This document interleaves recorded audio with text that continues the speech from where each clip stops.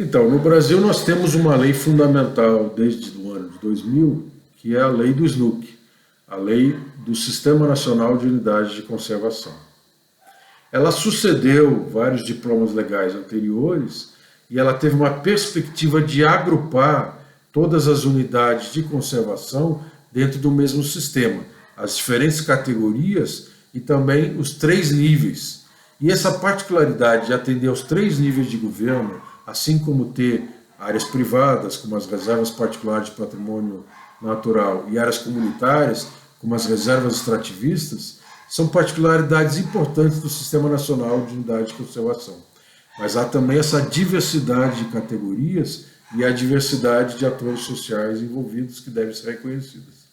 Agora, a lei do SNUC, embora ela tenha um histórico ligado às áreas protegidas, ela regulamenta um elemento do capítulo do meio ambiente da Constituição Brasileira de 1988, que é a previsão da definição de espaços territoriais especialmente protegidos em todas as unidades da federação.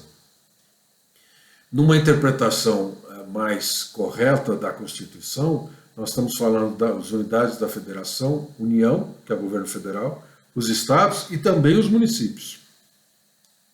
Então a lei do SNUC atende esses três elementos, mas mais do que os governos poderem criar unidades de conservação, a Constituição diz que eles precisam definir esse espaço para garantir um meio ambiente sadível à boa qualidade de vida e à proteção dos ecossistemas e das espécies. A lei do SNUC, ela traz também elementos que são importantes a gente considerar, como, por exemplo, as categorias. É equivocado a gente pensar que as categorias têm que ser analisadas cada uma isoladamente. Em primeiro lugar, um parque nacional, ele é um conjunto de objetivos de proteção da natureza e de visitação, de turismo. Uma reserva extrativista é a conservação da natureza com o uso sustentável pelas populações tradicionais extrativistas. Mas todas as categorias, elas se remetem aos objetivos gerais do Sistema Nacional de Unidade de Conservação. No caso internacional, as categorias reconhecidas internacionalmente, que são a classificação internacional da UICN, que não é impositiva, não é para ninguém seguir na forma como está definida, mas que serve de intercâmbio, de diálogo, para perceber que às vezes o que se chama de Parque Nacional no Japão não é igual ao Parque Nacional nos Estados Unidos ou no Brasil, para perceber que a reserva extrativista no Brasil é igual a uma reserva comunitária no Peru, ou uma reserva de uso sustentável em algum país africano ou asiático. Mas as categorias nessa classificação internacional, elas não são organizadas por níveis de restrição. Esse é um equívoco muito comum. Elas são organizadas por conjuntos de objetivos. Existe, claro, muita discussão na literatura técnico-científica sobre diferentes restrições, inclusive a questão do ter acesso ou não aos recursos naturais, take ou no take zones. Essas áreas de tirada, de pegar o recurso natural, como por exemplo no caso da pesca ou da extração da madeira, elas são discutidas. E se consegue entender que para os povos e comunidades tradicionais, comunidades locais, esse uso tem que ser admitido e aliado da conservação. Mas para as atividades de nível industrial, não. Então, uma pesca artesanal é uma coisa, uma pesca industrial não deveria caber dentro de uma unidade de conservação, assim como o centro, uma área urbanizada já de uma cidade, assim como as atividades de mineração e assim por diante. Então, a definição das categorias brasileiras, elas pegam esses elementos, mas pegam também outros elementos, como os tipos de governança. Se as unidades de conservação são definidas por governos, ou a pedido de privados, ou a pedido das comunidades, no caso das RPPNs ou das RESECs. Mas também a questão da dominialidade, mesmo que definida pelos governos, certas unidades de conservação supõem um domínio público, enquanto que outras permitem um domínio privado.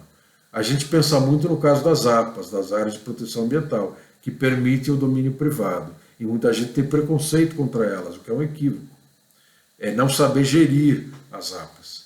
Mas várias categorias de proteção integral também permitem o domínio privado, como são os casos dos monumentos naturais, que estão crescendo, e dos refúgios de vida silvestre, que ainda são relativamente limitados. E vários casos de unidade de conservação de uso sustentável não prevêem o domínio privado.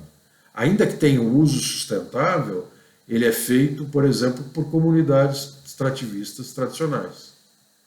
Então, a dominialidade é outro elemento importante. Existe, sim, alguma diferença de nível de restrição, mas a hierarquia, como melhor e pior, que os dois grupos, proteção integral e uso sustentável, trazem, é equivocada. Cada categoria é diferente.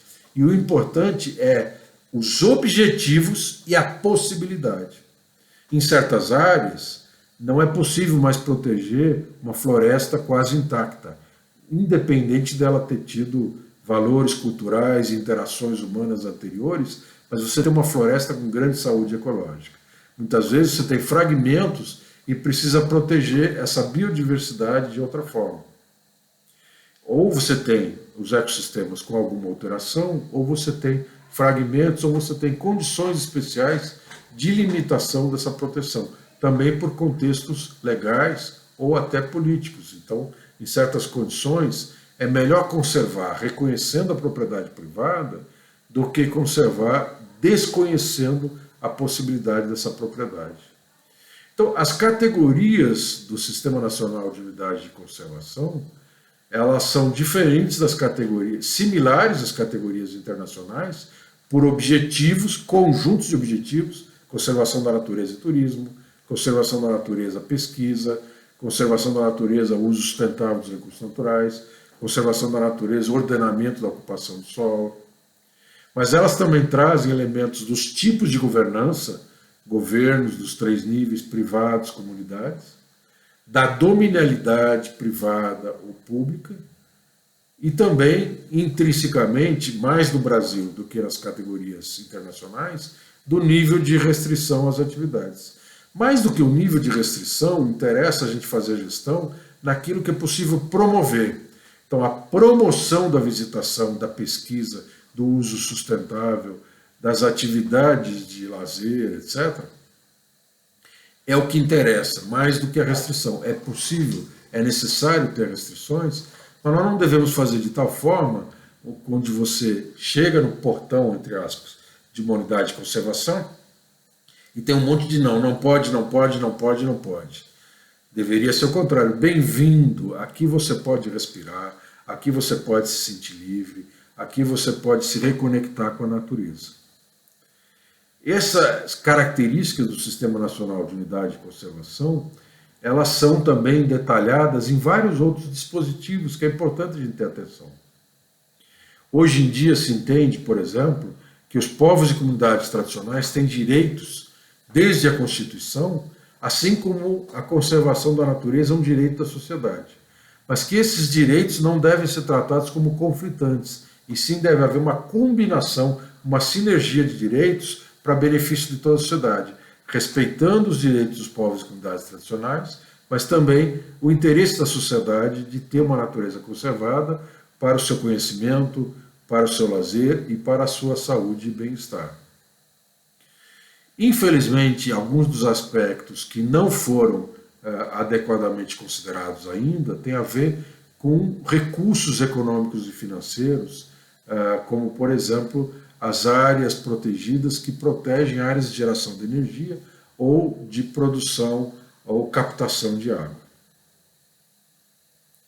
Os serviços dos ecossistemas, das unidades de conservação, das áreas protegidas em geral, deveria ser considerado em primeiro lugar. Claro que é importante remunerar e reconhecer o privado e as comunidades, mas são as áreas protegidas que são o mecanismo mais eficaz de conservação da natureza e também para permitir o acesso da sociedade a esses benefícios.